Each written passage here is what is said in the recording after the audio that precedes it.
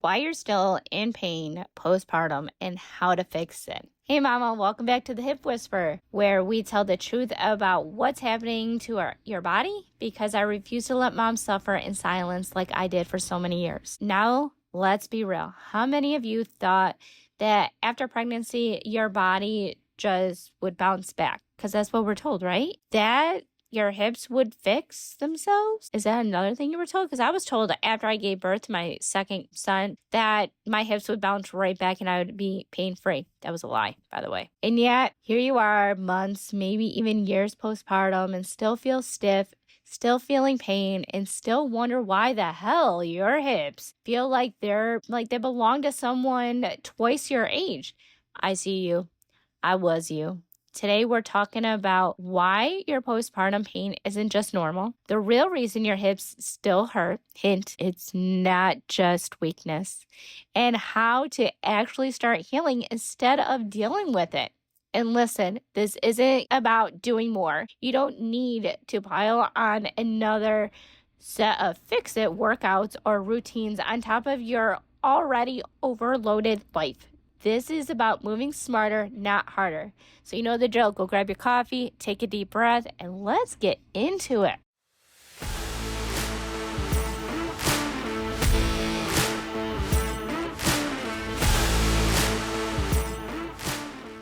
So why your pain didn't just go away? Let's start with some real talk. Why are you still in pain? Here's the thing. Postpartum isn't just a few months, it's forever. Your body doesn't just reset at 6 weeks. And many moms, the pain actually gets worse as time goes on. I was one of them. Let's break down why. 1, your body never fully recovers from pregnancy. So your ligaments stretch, your core shifts, and your movement patterns change for 9 months straight.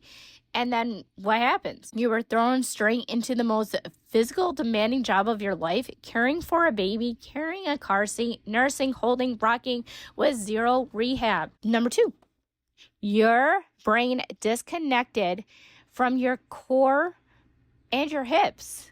Pregnancy and birth shut off certain muscle connections, especially your deep core and glutes. So now what? Well, I have that answer. When you move, your body compensates with wrong muscles, putting all the strain on the hips and lower back. So number 3, your alignment never resets. If your pelvic was tilted or misaligned during pregnancy, like mine was and nobody told me, guess what? It's still tilted. And every movement you make is reinforced that imbalance. I was never told through all 3 of my pregnancies that my pelvic was tilted and misaligned. It was my 13th doctor that was like, you have a tilted pelvis and it's not even aligned. And he just kept like randomly rambling off, and I just looked at him in shock, but also I kind of knew, and it was that reinforcement I needed from the doctor. You know what I mean? And yet, when you tell a doctor you're in pain, you get, just give it time. Is just being a mom. Try yoga. I'm a yoga dropout. I'm also a physical therapy dropout. Why? Because they did not help me. Actually, when I did yoga, I would get stuck in a pose, and I'm like, can somebody just push me over? It'd be better for me to get out of this pose. Just push me, help me, something, because it was bad. And physical therapy, I dropped out 3 different times, and the only time I stuck with it and actually showed results was with my physical therapist after my surgery. And that's because he was also a pelvic floor therapist. Go figure. And he was a male, but I loved his story because he told me the reason why he did the pelvic floor, like he studied more on the pelvic floor, is because his mom had a lot of pain. How cute is that? And I wanted to give him a hug, but he helped me drastically as well. So shout out to him. I don't know where he is. He's a traveling physical therapist, but he was amazing. So let me say this loud and clear. Time doesn't fix movement problems. You want me to say that again? Time doesn't fix movement problems. Your pain isn't because you're weak. It's because your body needs a reset. So let's talk about how to actually do that. the 3 big postpartum pain traps. All right, let's talk about it.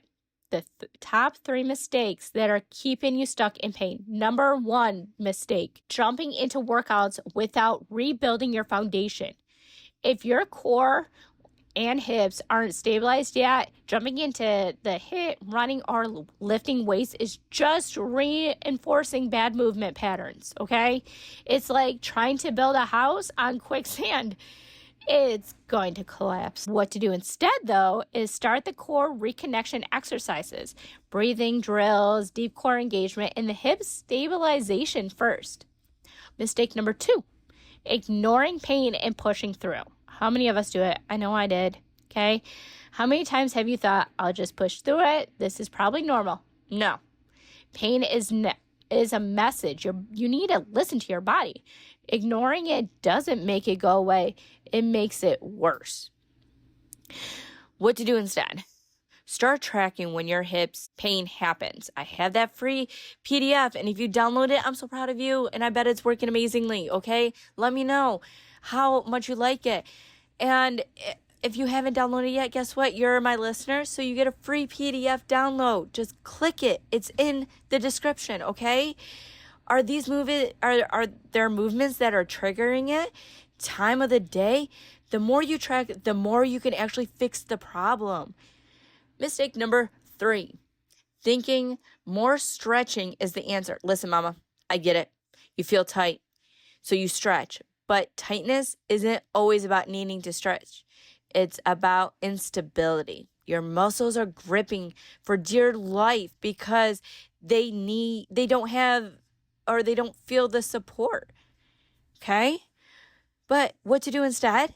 Instead of stretching, focus on gentle activation exercises that actually wake up the right muscles. All right, the postpartum reset plan. So what do you do instead? How do you actually start feeling better? Because that's why we're here, right? Here's your 3-step postpartum hip reset. Step number 1, find your core and wake it up. Find your core and wake it up. Start with the diaphragmatic breathing. We covered that in episode 4. Activate your deep core movement before any movement, okay?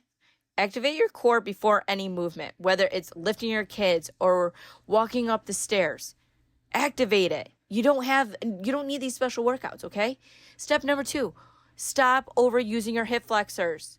Believe me, I wish I would have known this in the very beginning because my hip flexors hated me for the longest time.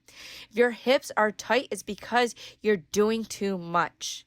Younger self, I feel bad for my younger self, and I wish I would have known this so much sooner, okay? So try laying on your back, knees bent, feet flat, then gently engage your glutes and deep core without gripping your hip flexors. Believe me, your older self will thank you because I wish I would have known that when I first started this, okay? Step 3, build back hip and glute strength the right way, okay? Forget about the squats and lunges right now. Those we're not even thinking about. Even if you didn't think about that, for real, don't think about it now. Start with small, controlled hip stability exercises. Things like glute bridges, but you need to do them slow and controlled. Clamshells, only if engaging the right muscles. And side lying hip raises, done properly, not just for the reps. Proper is better, okay? I'd rather you do less reps in proper position than more reps with not proper position. You'll hurt yourself later on. This isn't about doing more. It's about moving better. So real talk. You're not broken. I know how frustrating this is. I know how exhausting it feels to live in a body that doesn't feel like yours anymore. But I need you to hear me loud and clear. You are not broken. You are not weak. Your pain is real, but it's not permanent. You can heal. It's not about working harder. It's about giving your body the right support. All right? I'll read that again for you.